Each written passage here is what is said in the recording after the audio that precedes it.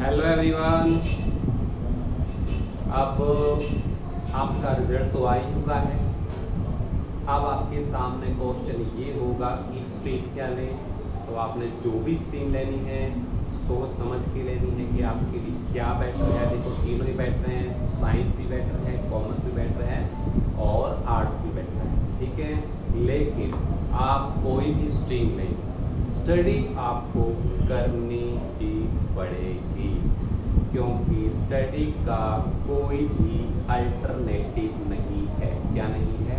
Alternative नहीं। अगर आप ये लगते हो कि हाँ मैं कोई आसान सी स्ट्रीम ले लेता हूँ या ले लेती हूँ तो मैं पास हो जाऊँगा या हो जाऊँगी, तो वो एक फॉर्मेलिटीज़ होगी। तो कृपया करके आप सभी बच्चे फॉर्मेलिटीज़ ना करें। चलो हम अपने क्वेश्चन पे आते हैं। आज का हमारा क्वेश्चन है आर्थिक असमानता के कारण।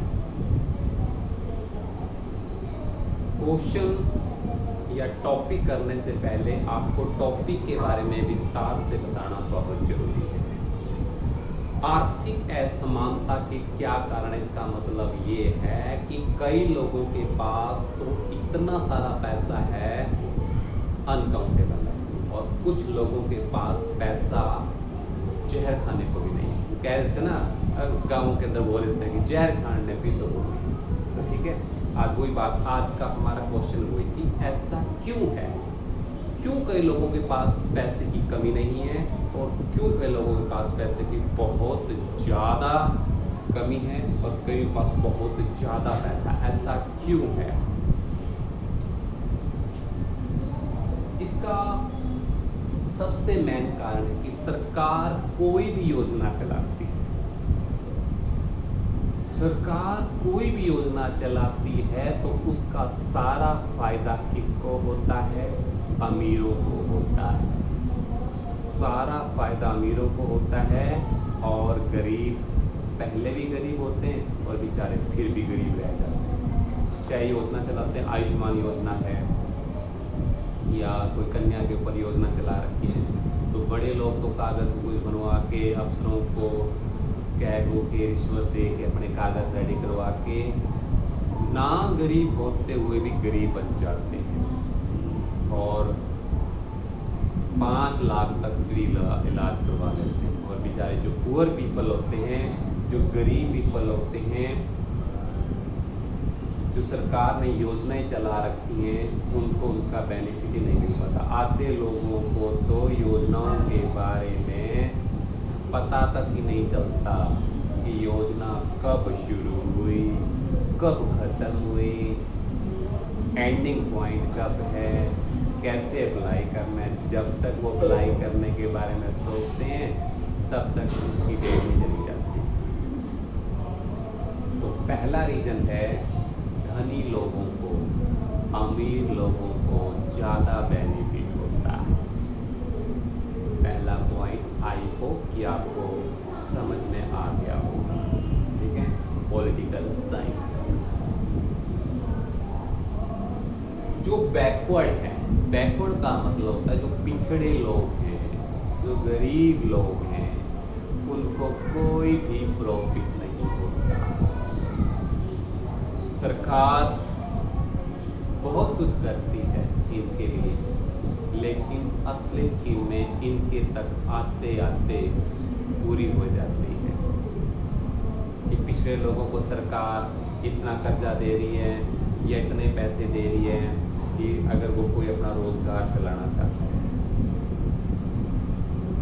तो स्कीम को पास करने के लिए या पैसे देने के लिए जो बीच के अफसर होते हैं, एग्जाम्पल 10,000 का लेते हैं, सेंट्रल गवर्नमेंट से स्कीम चली, जब स्टेट गवर्नमेंट तक आती है 5,000 पीछे रह जाते हैं। फिर जो बीच का अफसर होता है 2-3 हज़ार रुपये बोल लेता है और अंत में जाके कुछ रुपए मिलते हैं उस किसान को या उस जो भी एम्प्लॉई होता है, तो उसको पूरे पैसे मिल नहीं पाते और वो उस योजना का लाभ उठा नहीं पाता। तो दोनों पॉइंटों में एक बात सामने आई कि कोई भी गवर्नमेंट स्कीम है या कोई भी सरकार किसी भी कुछ करती है तो उसका बेनिफिट असली आदमी तक नहीं पहुंचता।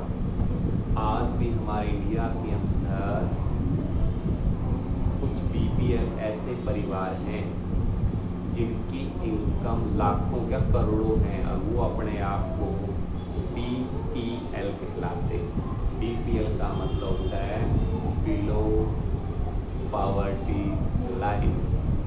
और जब तक ऐसे लोगों को, ऐसे भ्रष्ट लोगों को पर्दाफाश नहीं होगा, हम भारत जैसे देश के अंदर जहाँ पर पॉपुलेशन की कमी नहीं है, उस देश के अंदर आर्थिक असमानता बढ़ रही है। इसलिए एकमात्र ऐसा जरिया है जो इसको जड़ से काट सकता है, और वो जड़ है एजुकेशन। एजुकेशन ही आपको आपका अधिकार दिला सकती है। बिना एजुकेशन के आप आगे बढ़ना चाहोगे तो बढ़ नहीं पाओगे। अगर आप चाहते हो आपको आपके अधिकार मिले, एजुकेशन को अपनाओ, ये आपको रास्ता दिखाएगी। एक एजुकेशन ही ऐसी चीज है जो मरते दम तक आपके साथ होगी। हो सकता है आपको आपके रिलेशन वाले सब छोड़ दें, भाई बहन छोड़ दें, माँ बाप आपको छोड़ दें, लेकिन एजुकेशन तभी आपका साथ छोड़ेगी जब आपका शरीर से आपकी सांस साथ छोड़ देगी।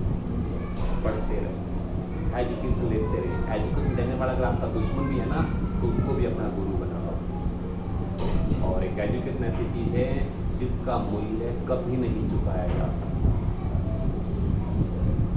तो प्यारे प्यारे बच्चों, एजुकेशन से जुड़े रहें। किसान जो हैं आर्थिक कमी की वजह से सुसाइड कर लेते हैं, आत्महत्या कर लेते हैं। हमारे इंडिया के अंदर ऐसे बहुत सारे किसान हैं जिनको जितना पैसा लगाया जाता है खेतों के अंदर उतना पैसा भी नसीब नहीं होता। चाहे तो वो सरकार के द्वारा, चाहे वो कोई आपदा आ जाती है, बारिश हो जाती है, अकाल पड़ जाता है, तो किसान के पास आत्महत्या करने के अलावा कोई भी चारा नहीं बचता। तो इस वजह से आर्थिक असमानता आ जाती है। आर्थिक असमानता का मतलब सारा पैसा एक तरफ और जो गरीब एक तरफ, मतलब पैसे का बंटवारा सही ढंग से ना होना। धन का असमान वितरण है। सेंट्रल गवर्नमेंट भी कुछ राज्यों को तो बेनिफिट बहुत देती है, लेकिन कुछ राज्यों को बेनिफिट नहीं देती। ऐसा सरकार क्यों करती है? जहाँ पर सरकार को लगता है कि स्टेट गवर्नमेंट के अंदर उनकी सरकार है, उनकी पार्टी की सरकार है, तो उस राज्य को बेनिफिट देती है और बाकी राज्यों को बेनिफिट नहीं देती है। इस वजह से जो धन का बंटवारा है वो भी असमान होता है और उस ढंग से कार्य नहीं होता जिस ढंग से होना चाहिए। आम आदमी का आजकल जीना बड़ा मुश्किल हो गया है। निम्न आयु के लोग जो अमीर हैं चल रहे हैं, जो मीडियम वो भी चल रहे हैं, जो बेचारे बिल्कुल लोअर हैं, उनको सरकार से क्या लेगा? पूरी जिंदगी वो इसी टेंशन में मर जाते हैं कि कल काम मिलेगा या नहीं मिलेगा।